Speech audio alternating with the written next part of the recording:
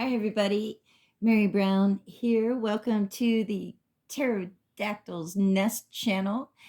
Tonight, we're going to take a quick look at the Eternal Seeker Oracle from Pamela Steele. Pamela Steele is going to be a guest on our Saturday show, the Tarot Today radio show, this Saturday, November 13th at 1 p.m. Central Time, 2 p.m. Eastern, 11 a.m. Pacific. Be sure to tune into that. You can find that by going to psychictalk.net and look at our upcoming shows and click on the listing for the Eternal Seeker Oracle with Pamela Steele show. And when you go to the show page, you'll notice that there's a chat room underneath the player on the page where you can chat with other listeners and also even ask questions from there if you want to as well. So let's take a look at this. This is one that I'm really have been looking forward to getting and playing with a little bit and really checking out.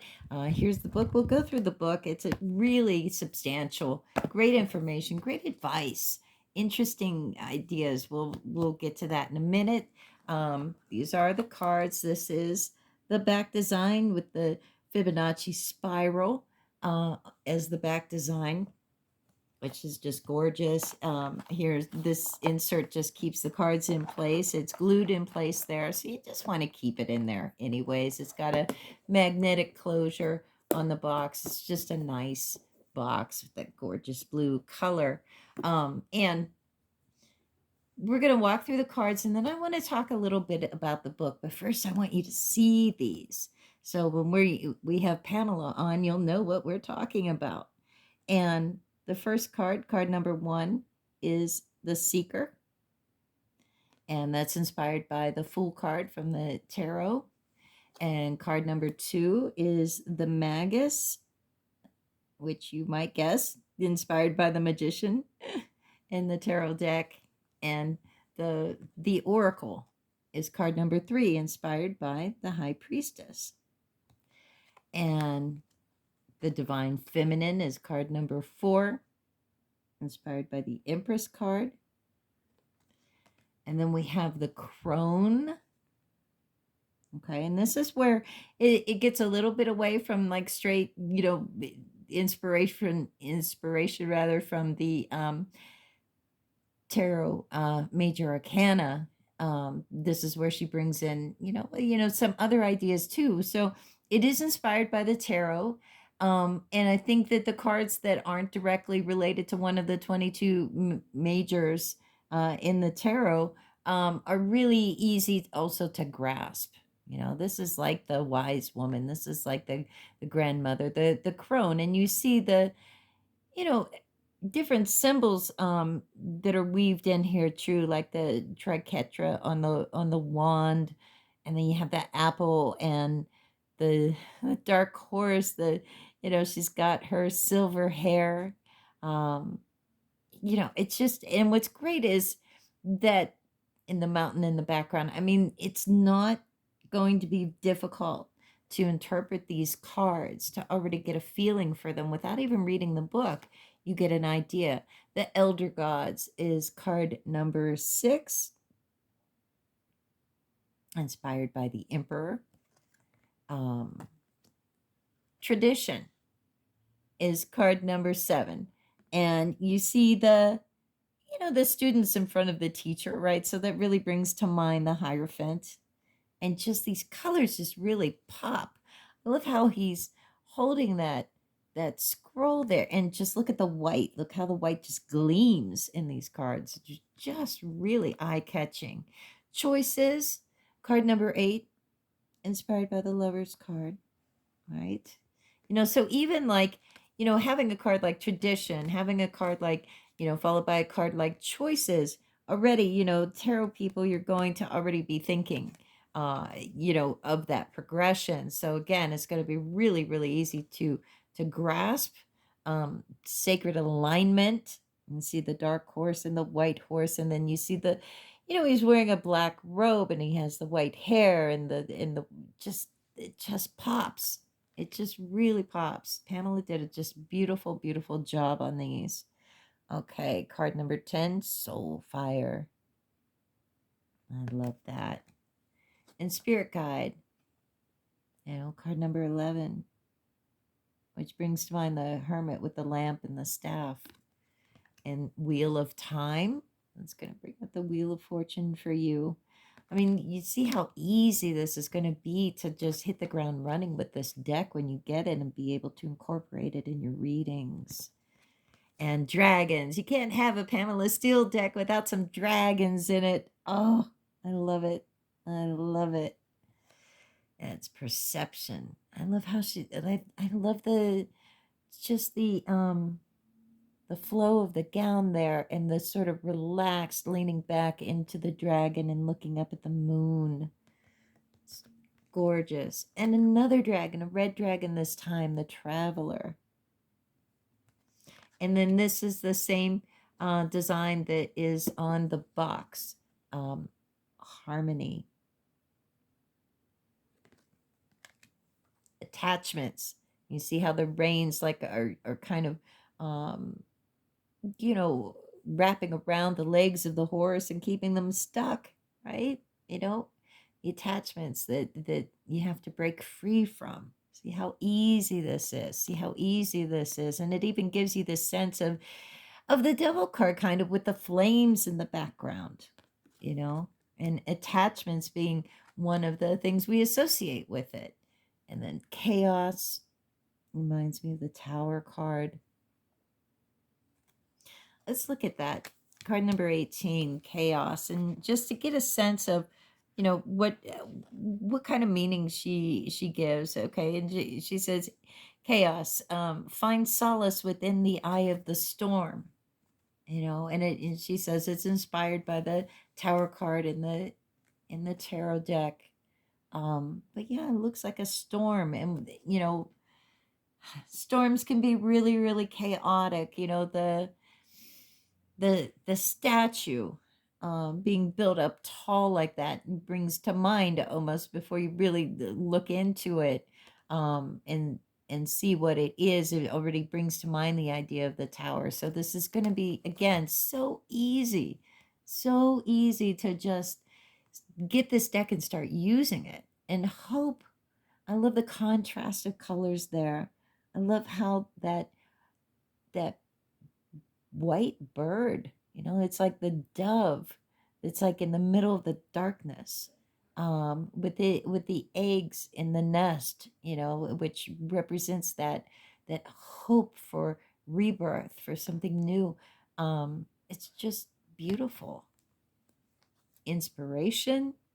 And I love the bright colored cards too, but there's something about the ones that are the black and white ones with the gray in between grays that are in some of the cards that are sprinkled in the deck that I just really, they're just phenomenal. They're stunning. Intuition with the big giant moon there gleaming in the background. And this was one of my favorites too, Heart Song. Whoops. I love the way the horse is drawn. I love the sun lighting everything behind there, blazing in the sky. I love the movement in the figures. Rebirth, another dragon. Love that. Attainment, which, brings to mind the World card. I love the eyes and all that color behind the world, those bright, bright green eyes. And then the Weaver, which is a card inspired by a card that was called the Weaver in the Steele Wizard Tarot. So she draws from the tarot. I feel like she draws from her own deck as well, and the inspiration of these cards. But, this is like a deck made by a wise woman drawing off of her own wisdom as well. And that's not something we always get, and it's not always something we even get in our own lives, let alone out of an oracle deck. Look at that one, the Truth. This is one of the black and white contrast cards that I just really love, and how blue the eyes are. It's gorgeous. And then Shadows. so glad she has a card talking about shadows. And again, that black, white, gray, silvery contrast, the red eye of the dragon. It's just, these pop. These really get your attention. The Guardian card for wisdom. There's like a shamanic quality to a lot of these cards too that is just really cool. And this emergence, I love that. Look at how beautiful that is. And, the figure, coming out of the doorway and just emerging. There's that, snow-capped mountain in the background. Infinity, with the infinity symbol. And lastly, I am, with that big, it looks like a dragon's eye, right? It just is so cool. So cool. The cards are gorgeous. They're just going to be so easy, I think, for tarot readers to just, pick up and really bring in, maybe have a card from this deck at the beginning of your reading, or maybe even at the end of your reading, or maybe bookmark your reading with drawing a card, at the beginning and at the end. The book is wonderful. And it's not just giving you the meanings of the cards. This is from Schiffer books, Red Feather, and or the other way around, right? Published by Red Feather, and which is an imprint of Schiffer Publishing. But she has these wonderful, kind of the statement that she makes to family, friends, and seekers who have traveled this path with me. May this oracle become the Rosetta Stone to understanding the language of your soul. May you become what you choose to experience. And then a quote here from Roy T. Bennett: believe in your infinite potential. Your only limitations are those you set upon yourself. And that is true. There's a nice foreword here by Benabel Wynn. And then this stood out to me, like right off the top: Eternal Seeker Oracle Reader's Ethics, which I think is great. We had a great conversation recently on our Tarot Guild Facebook group about ethics, and it was just so interesting to read everybody's different take on it. We, of course, have the Tarot Guild Code of Ethics posted on our website for everybody to read as well, like kind of what our take is on it, that we encourage the readers that we certify to. They can adopt our code of ethics, or they can craft their own. They can use ours as a guide. But everybody needs to have a code of ethics, whether you're a reader or not, right? Wouldn't that be nice? But let's see what she puts. She says, you always have the right to exercise your own free will and make your own choices. You're entitled to full and complete answers to the questions covered in your reading. Your reading is private and confidential. Oracle readers do not make your decisions for you. Thank you, Pamela. Thank you for saying that, because it's true. Hopefully nobody is seeking a reading hoping someone is going to make a decision for them, right? We can't give that power away. And then lastly, she said, it is recommended that you seek competent legal, medical, and financial advice from a qualified professional if your questions are of those natures. Yes. That's always important. And most readers out there, you gotta, make sure that you put that statement out there. And that's a great way to avoid getting asked questions that you're not qualified to answer, and she has a section here, what is an oracle? Talks about the care and feeding of your oracle deck. I love that she puts it that way. And keeping a journal, which is totally great advice, even for working with an oracle deck. I know people do that with tarot, but they don't always do it with oracle decks. And I think that always is helpful, because you develop a history of it, the kind of answers that it gives you to the kind of questions that you ask it.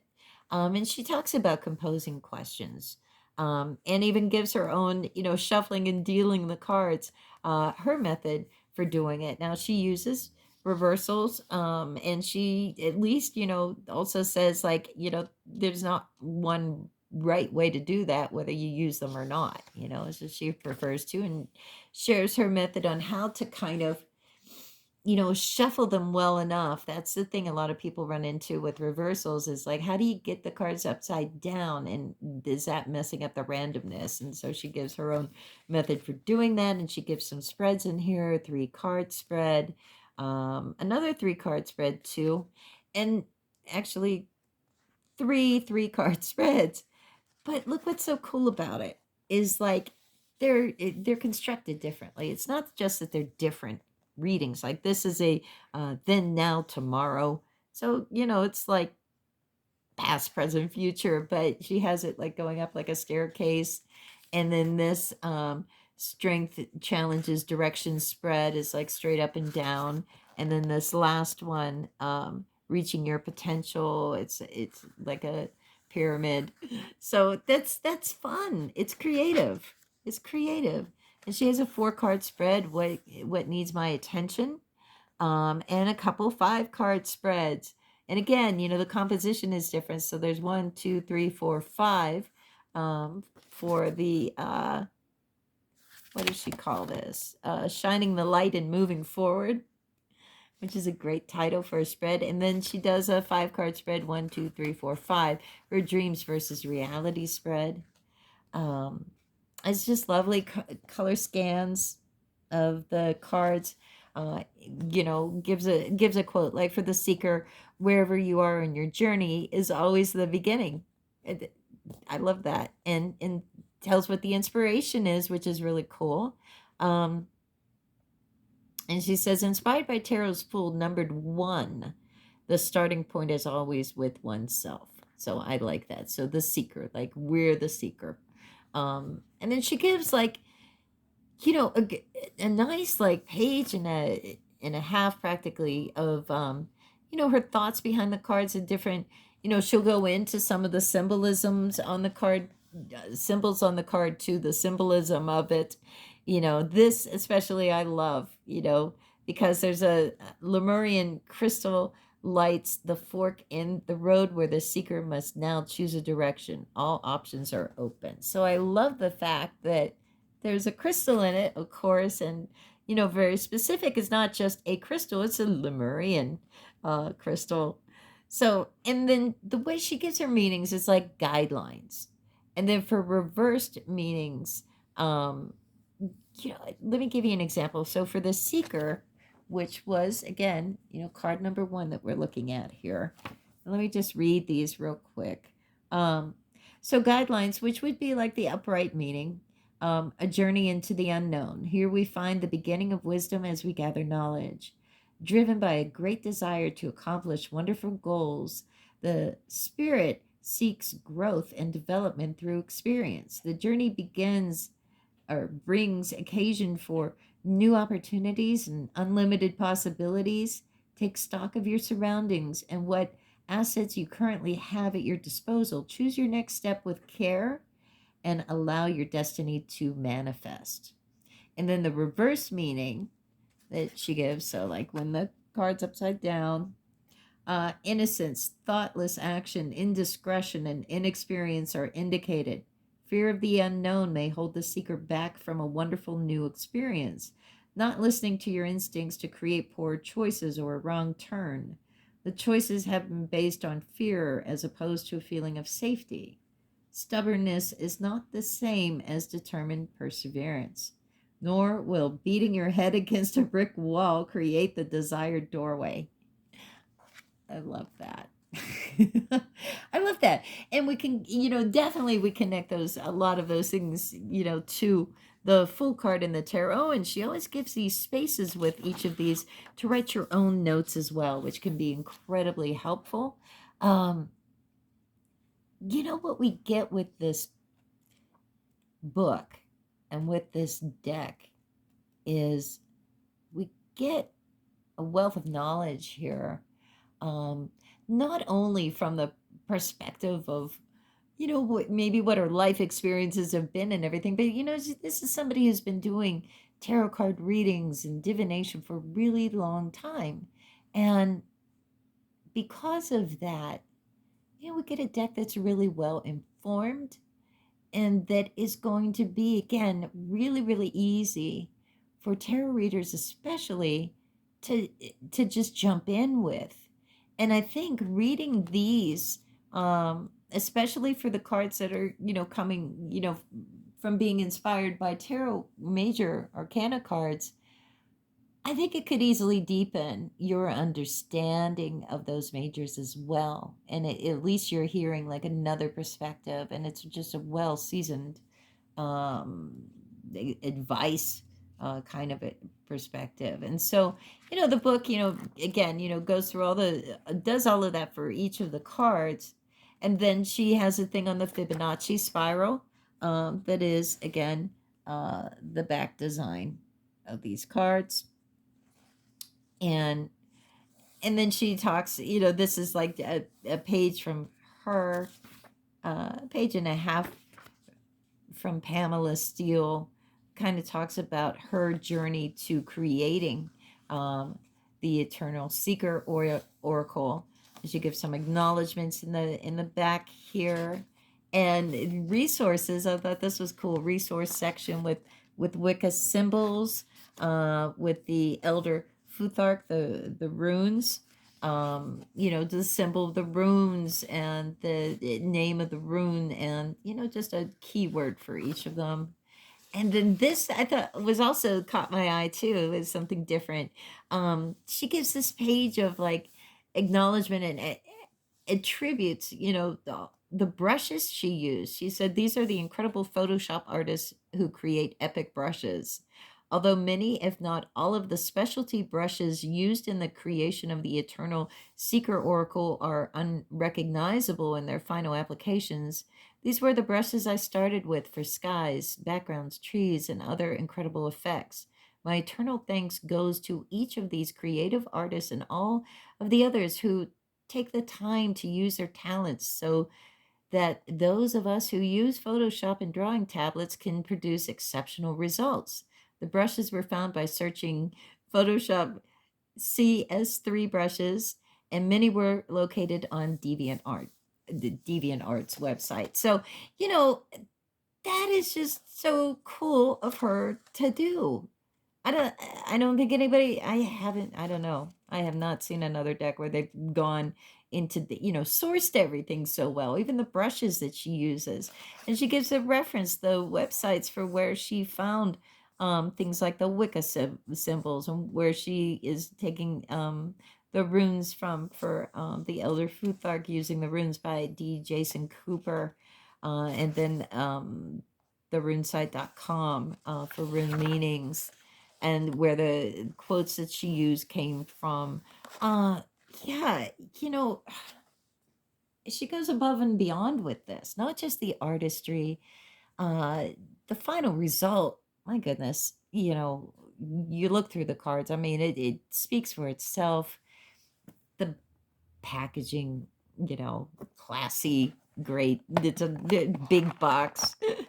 I love it, and I think a lot of tarot readers out there would really enjoy working with this. So please tune in when we have Pamela on the show this Saturday, November 13th at 1 p.m. Central, 2 p.m. Eastern, 11 a.m. Pacific. I'll put a link to the show page down below in the description for this video. I hope you enjoyed this, and really, check out this. If this speaks to you, you can't go wrong by going for it. Get yourself a copy of the Eternal Seeker Oracle. It's gorgeous, and it makes me happy. It's one of these that just, makes me so happy because I'm a tarot person. And so it's immediate connection. And I think you'll find that to be the case as well. Have a good night, everybody. Bye-bye.